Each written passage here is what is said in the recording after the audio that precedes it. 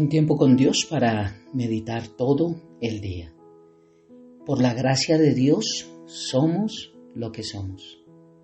Y leemos en la primera carta a los Corintios, en el capítulo 15, versículo 10. Y dice la palabra de Dios: pero por la gracia de Dios soy lo que soy. Y su gracia no ha sido en vano para conmigo. Antes he trabajado más que todos ellos, pero no yo, sino la gracia de Dios conmigo. Por eso, por la gracia de Dios, somos lo que somos. Es hermoso estudiar acerca de la gracia de Dios, entender qué es la gracia y entender que hemos sido salvos solamente por gracia, que no hay nada que podamos hacer para hallar salvación, para poder tener vida eterna en Cristo por nuestros propios méritos. Solamente es por la gracia. Y vemos que esa misma gracia de Dios, ese regalo inmerecido, ese regalo que Dios ofrece para salvación, también nos hace ser lo que somos. Principalmente cuando permitimos nosotros que Dios trabaje en nuestra vida. Porque también hay algo muy importante, y es que Dios ha llamado a personas, Dios ha dado dones a personas, Dios ha dado talentos a personas, pero muchos de ellos hoy no están en una iglesia local, o tal vez están en una iglesia local pero no sirven, el talento que Dios les ha dado, los dones que Dios ha puesto en su vida, no los tienen a los pies de Cristo, al servicio del reino de Dios, sino están allí guardados en la mesita de su corazón, tal vez para el día que Jesús venga a entregarle cuentas. Y lo más seguro es que va a pasar como con la parábola de los talentos: al que más se le da, al que más le dio, Dios aún más le va a añadir, pero al que poco le dio Dios, aún eso poco le quitará. Y se lo dará al que más tiene, porque no ha sabido multiplicar lo que Dios ha puesto en su vida. Por la gracia de Dios somos lo que somos. Mira lo que dice cuando lo leo en Nueva Traducción Viviente. Dice Pablo: sin embargo, lo que ahora soy, él no habla lo que era antes, porque lo que éramos antes no era por la gracia de Dios. Lo que éramos antes de conocer a Dios era por nuestra carne, por nuestra concupiscencia, por nuestros malos deseos, por nuestros malos hábitos, por la forma de llevar nuestra vida alejada de Dios. Pero él dice: sin embargo, lo que ahora soy en Cristo, bajo la gracia de Dios, dice, todo se debe a que Dios derramó su favor especial sobre mí. Mira, lo que ahora era Pablo solo se debía a que Dios derramó su favor especial sobre él. Dice, y no sin resultados. Él derramó ese favor sobre su vida y mostró resultados. Dice, es que no hay nada donde Dios derrame un favor especial y no dé resultados. Dice, pues he trabajado mucho más que cualquiera de los otros apóstoles, pero no fui yo quien trabajó, sino Dios quien obraba a través de mí. ¿Por qué? Por su gracia. Esa gracia hermosa en la vida de nosotros nos hace trabajar, servir en la obra del Señor, trabajar no solamente dentro de la iglesia local, sino fuera de ella, extender el reino de Dios, solamente por su gracia. ¿Cómo es que podemos predicarle a alguien? ¿Cómo es que podemos hablarle a alguien de Dios? ¿Cómo es que podemos decirle antes yo era así y ahora Dios ha hecho esto? ¿Cómo es que podemos poder explicarle a alguien que antes de Cristo nuestra vida era completamente diferente y que ahora ha cambiado nuestra manera de pensar y de vivir, de actuar? Solamente es por la gracia de Dios, porque nosotros no tenemos la fuerza, no tenemos el carácter, no tenemos nada que pueda hacer que describa ese amor de Dios tan perfecto, sino es por la gracia de Dios en nosotros.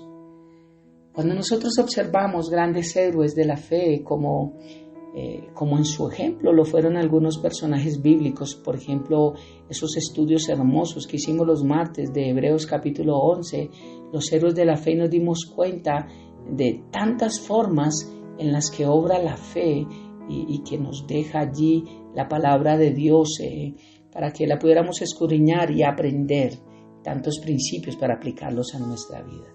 cuando hemos observado esto de estos grandes héroes de la fe, de lo que fueron algunos y otros que podemos ver hoy en día peleando esa buena batalla de fe. Por ejemplo, en nuestro entorno vemos predicadores, tal vez un pastor, un buen pastor, un pastor que predique verdad, porque sí los hay. Tristemente los más conocidos son los que no lo son, pero hay excelentes pastores que aman al Señor. ¿Qué tal esos pastores que nos guían, esos predicadores que enseñan la verdad? Tal vez uno de esos muy pocos cantantes que realmente tienen el reino de Dios y que con su manera de vivir como un buen árbol muestra buenos frutos y nos muestra esa gracia de Dios a través de ellos y queremos ser como impregnados. Tal vez a veces quisiéramos imitarlos, tal vez a veces quisiéramos cantar como ellos, vivir como ellos, producir los resultados que ellos producen, porque vemos que hay algo diferente en ellos. Nos gusta escucharlos. ¿Qué tal esa pareja que en la iglesia local es la que nos da un consejo a nosotros como esposos de cómo llevar una vida cuando vemos que ellos la llevan de una manera correcta? Cuando llevan tiempo casados y cuando vemos que han salido adelante, que aún se aman, que aún se toman de la mano y que aún sonríen. Qué hermoso es eso, poder recibir un consejo de estas personas que vemos como influencia de manera positiva en nuestra vida. Generalmente, la mayoría de veces nos quedamos sorprendidos por la sabiduría, por la inteligencia, por el conocimiento, por la manera de vivir. Admiramos sus talentos, sus capacidades y nos asombra saber que cuentan con dones, con talentos, con capacidades. Y yo algún día lo dije, tal vez tú lo dices, lo has dicho o lo dirás. ¿Cómo habrán hecho para hacer y hacer todo esto? ¿Cómo pudieron llegar allí? ¿Cómo pueden alcanzar tanta sabiduría? ¿O cómo puede ser que Dios los respalde tanto? Y yo pensaba, bueno, deben ser muy juiciosos, muy obedientes, deben orar mucho, son gente muy disciplinada, muy persistente. Y bueno, sí hay parte de realidad en esto. Y sí es necesario de que haya una parte de disposición por parte de nosotros. Pero lo que en realidad se necesita para servir y obedecer a Dios es una característica muy especial que es recibida y que no es ganada, igual que nuestra salvación. Es algo que se da no por mérito, sino como un don. Y es lo que estamos hablando, es la gracia de Dios. Esa misma que hemos visto en estos otros devocionales, cuando leímos que por gracia hemos sido salvos. La gracia que nos ha salvado, que nos salvó de la esclavitud del pecado, es la misma que se necesita para ser un instrumento de Dios. En el versículo de hoy, Pablo escribió que por la gracia de Dios era lo que era.